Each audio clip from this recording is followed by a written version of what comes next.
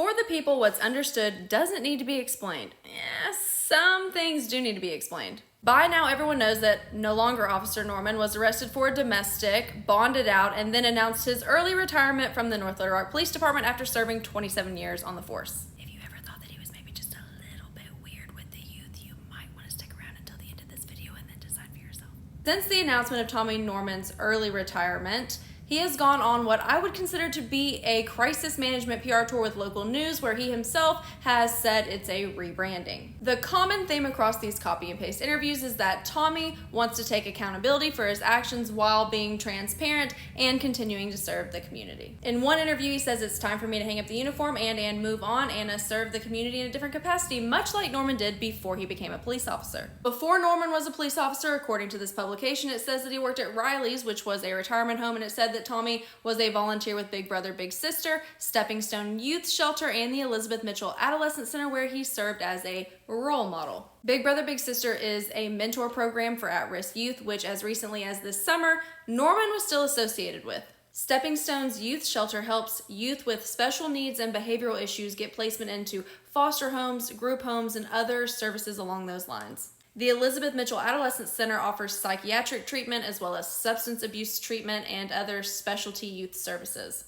On paper, that all sounds amazing, helping the most vulnerable youth in the community and totally on brand for Tommy Norman. So in one of his recent interviews last week, he said, "So I've helped a lot of young women, young single moms and their kids, and this, in combination with everything else that I just told you, really got me thinking." At the bottom here, you can see that this publication was dated February 1993. 1993 was a very busy year for this aspiring cop. Tommy had 2 women pregnant at the exact same time, only weeks away from giving birth when this very article was published. Tommy's son was born March 16th, 1993. And his daughter, Jamerica, who is absolutely gorgeous, by the way, was born only weeks after his son on April 22nd, 1993. And while we know his son was with his first wife, Jamerica's mom, according to Facebook posts and court records, appears to be a woman named Erica. And according to Erica's Facebook, her birthday is January 6th, 1977. Basic math, Jamerica's mom was 15 years old when she got pregnant in 1992.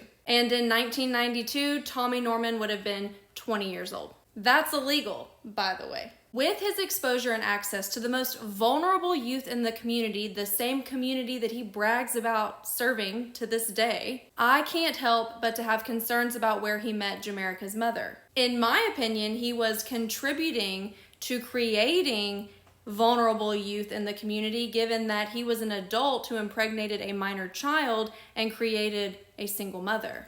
Anyway, Norman said in his interview last week that he is still going to be out there helping people young and old.